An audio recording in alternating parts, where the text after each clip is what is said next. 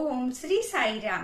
परम आराध्य परम प्रेममय परम करुणामय प्राणसखा भगवान को चरण कमल कोटि कोटि प्रणति जणे आरंभ करिबा आजिर साई संदेश।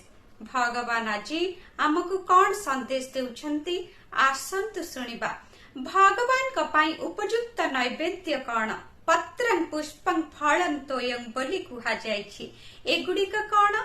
तुमर देह हेउछि पत्र, तुमर हृदय हेउछि पुष्प, तुमर मन हेउछि फल ओ आनंदाश्रु हेउछि तोय।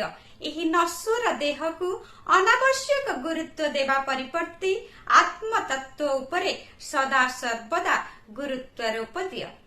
शुभ अपराह्न। आपणकर दिनटी मंगलमय हेउ। जय साईराम।